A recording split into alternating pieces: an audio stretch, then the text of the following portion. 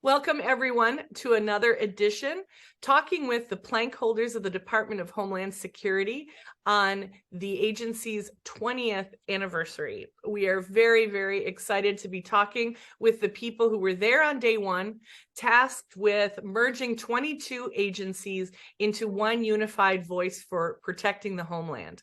Today, we're very, very fortunate to have former Deputy Administrator of TSA and certainly a person with a long and illustrious career in both Homeland and National Security, Patricia Cogswell. Welcome, Patty. Thank you so much, Christina. Really excited that you are doing this series. Wonderful to have the chance to see everybody again and remember sort of how far we've come in these 20 years. Absolutely. And tell us a little bit more about your first days, because you actually were one of the first in the door. And I like to tease that everyone was carrying their stuff around in a cardboard box because you didn't even really have offices yet, but you were given this tremendous task. And so tell us a little bit about creating the department and how hectic it was and any fun stories you have. No, absolutely. That is exactly my early days. And actually, Christina told me I could share my plank holder certificate day one of DHS. I was awesome. With at the time the legacy, what became the Legacy Immigration and Naturalization Service, and became part of U.S. Citizenship and Immigration Services on day one. I have a very clear recollection of day one sitting in a conference room in a big ballroom in a hotel here in Washington with the rest of the plank holders of the department as we talked through what it would mean to stand up a brand new organization, something that hadn't happened in the US government in quite a long time. You know, my recollection very much was everybody was appropriately sort of thoughtful and in awe of what that meant and the responsibility we had, but also, you know, somewhere between this is going to be really exciting and amazing, and oh wow, this is a lot. So I will say, you know, seeing how far we've come again is it's so great to see. Absolutely, it was huge, and certainly the department has grown a lot. I think sometimes people outside the Beltway don't consider that DHS was a baby and then a teenager, and sometimes in the Beltway we refer to the evolution of the agency itself over time. And so as you look back on these 20 years, and you served the department throughout, not just on day one, but you moved around the department considerably. Share with us a little bit more about like where you ended up, and certainly the impact you think DHS has made for America. Great question. So I was extremely fortunate that during my career, I got to serve in 3 different components of DHS. So I was with USCIS, Immigration and Customs Enforcement, as well as the Transportation Security Administration, 3 different parts of headquarters. So with the Policy Office, the Stand-Up at the Screening Coordination Office, DHS Intelligence and Analysis, and actually shortly after, in the very early days of DHS, I was with the then U.S. Visit Program, where I worked incredibly closely with Customs and Border Protection. Along the way, I think the biggest thing I got to see was it really demonstrated to me the amazing things that can happen when hardworking, dedicated, and knowledgeable government professionals come together and they are empowered to actually solve really hard problems. And what you've seen as a result is an evolution in the way we think about and go about security in this country. As just one example, and something I'm pretty excited to have been part of at various points in time, you know, think about how travel looks, air travel looks. If you think about what it looks like for international travel and domestic travel, pre-DHS. For international travel, you actually originally sort of met with 3 different parts of the government. There was one with the Immigration and Naturalization Service, potentially one with agriculture, and one with customs. Completely different space now in terms of it was one originally called One Face at the Border. And then we added in all of the biometrics and all of the other technologies that are in place and have continued to grow ever since that. That was one of the very first parts that I remember from the department.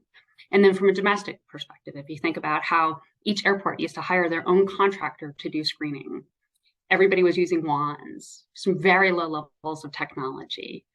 Where we are now, completely different. automation, ability to identify threats, ability to rapidly, at the same time as becoming that much better at rapidly assessing, identifying threats, also increasing how many people can move through a given area within that same amount of time. Pretty impressive when you think about it from those perspectives. Every mission area across the department, in terms of threats, in terms of expectations, in terms of action, has seen that kind of growth. Absolutely. And I don't think many people realize how that unity of all the departments has benefited them to be more efficient and to make travel much safer and more efficient, because the airlines still are a huge target for terrorists. And you know, even though we don't hear about them taking down a plane, doesn't mean they're not planning it, and that TSA doesn't thwart those things every single day. So it's an incredible achievement. So as you look at the past, and you know, DHS has gone through a number of, you know, secretaries and certainly different policy waves that have come before the department at different times. Excuse me. They've tackled Katrina, COVID, other attacks like the lone wolf type attacks. We've got school shootings. The department has been called in all kinds of different directions, and sometimes praised and most of the time criticized, although it's kind of a criticize whether you do or you don't. So how is your view of where the department should be going, or where the department is going, as these threats just seem to, you know, burgeon out as quickly as possible and change the nature? Tell us a little bit about the future, and frankly, whether you think bringing everyone together was a good idea. I do think bringing everybody together was a good idea. That is something that I have long thought was really important. I think we've seen the demonstration of why that has been important over a variety of different tasks. I mean, just watching how Southwest border recently, we are able to sort of do things differently because you can cross the department, look at things like the reunification process or the reception centers, so that you can look across a person with all of the different authorities in one way, in one place, and make best decisions faster. All that, it's not, you can't do it across multiple departments. It's just harder and slower. That said, I will say, you know, along those fronts, DHS didn't get everything that is part of, for lack of a better word, its supply chain at the time of its creation. So DHS is also positioned not only to integrate across itself, but frankly, continue to evolve as a leader of an integrated approach and an integrated response across the wider federal and state, federal government for sure, and definitely with state and local, as well as international partners. In order to do that, I think they need to continue to invest in departmental integration.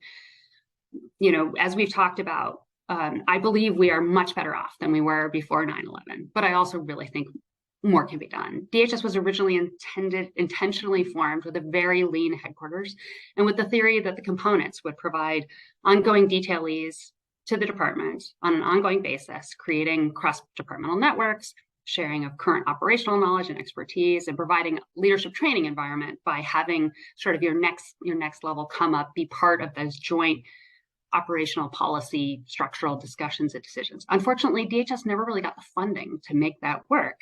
And ever more, you know, with big lists of things to do, and for many years with sequestration, it just meant that it was underinvested in that front, in that area.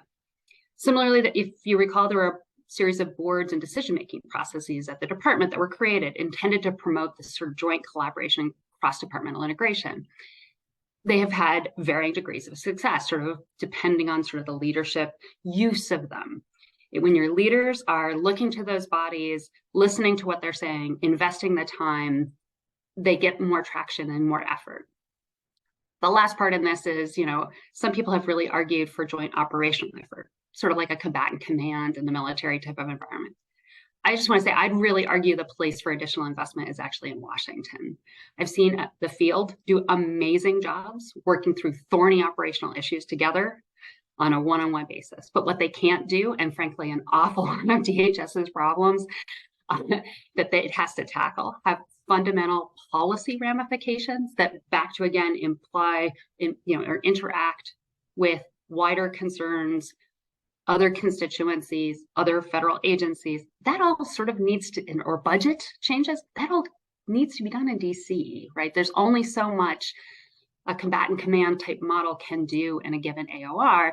That's the tools are often sort of, in order to fundamentally change or address what's going on in their world, is outside their control. So I would argue continue to invest in mechanisms that look at operational and mission support activities that cross DHS components and functions in order to set common direction outcomes, look at joint budgeting, cross-training personnel, and better position DHS to act in a very united approach and be able to do so in response to whatever the threat of the day is. That ability to say, is there a way to have contractual efforts that cross over? I was just talking about this yesterday with somebody. Are there ways to rethink how we budget as, and I'll just say it again, as a supply chain? The person I see today that you see tomorrow, how do we think about it like that and design our processes with that in mind? And how do we make sure that we are building the next cadre of people who, weren't here on day one, who understand both the history, but also have a really good understanding of what the other parts of the department do and have that network so that they know in time of crisis who they can call, what they can ask for, and are ready to and positioned to be able to work together. Christine, if it's okay, I have a second one in this area. And it's your favorite topic, explainability. I really just want to echo something you and I have talked about a couple times, and something that Homeland Security Today I really love about it, which is that focus on how do we do a better job helping people understand what the mission is and how we go about doing what we do. And I still include myself in this as someone who thinks this is critically important.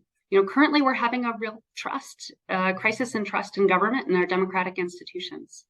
And unfortunately, this can manifest in a variety of different ways that are detrimental to our shared security goals.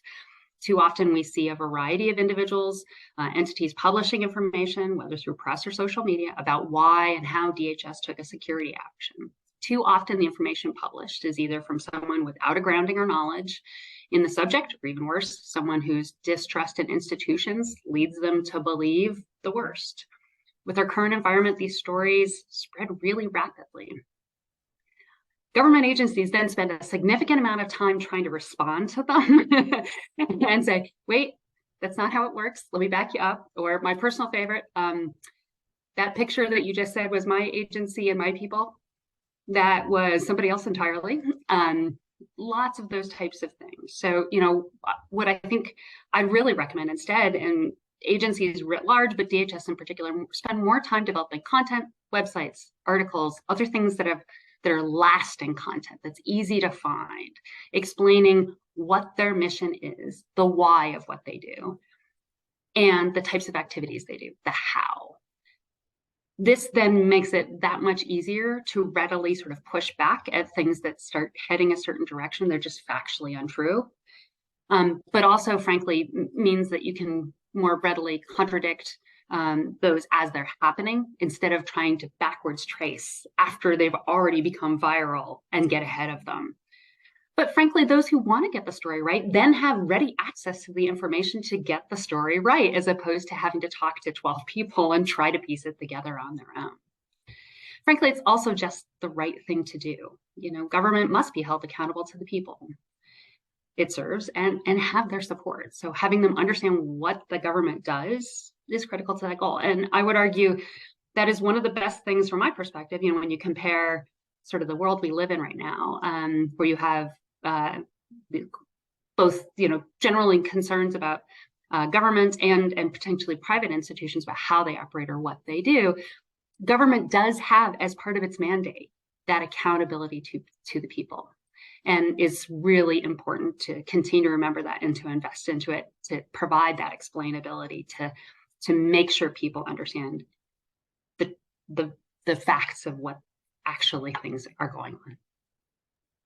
Well, you have touched on the two things that really have evolved at lightning speed for the department, but certainly for security, because you're seeing all divisions within companies and in government have to get the CIO, the CTO, the CEO, the CISO. Everybody has to be around the table because the threats and the response have just, not only have they increased, but the speed in which they happen has increased so much.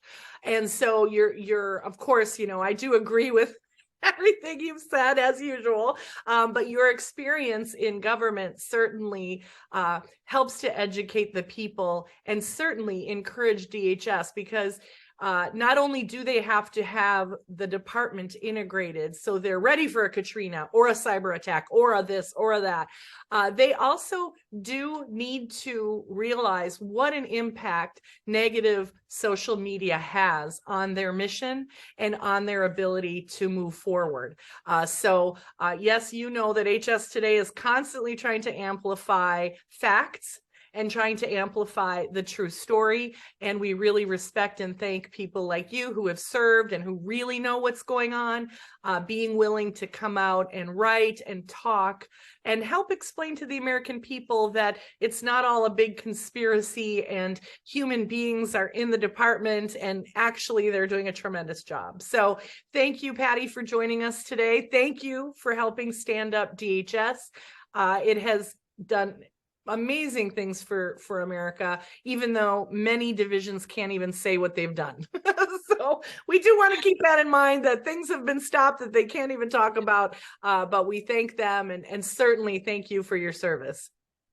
Thank you again, Christina. A great topic again, I have to say, and just want to reiterate once again how important I think it is to have venues like this to be able to talk through what is your tag phrase? By people who are knowledgeable and care for people who are knowledgeable and care. Yeah. Yeah. Sure, I paraphrase that wrong, but just that I really value that your interest in going beyond, sort of going beyond the click and trying to make sure that details that matter, there's a venue for them, there's a way to talk about them, there's a way for people to learn and grow through these processes. Absolutely. Well, I can't do it without you. All of our plank holders, all of our editorial board, we have tremendous support from very mission-oriented people, and that's what matters. So thank you and have a wonderful day. And again, we just so appreciate all you've done for the country. Thank you.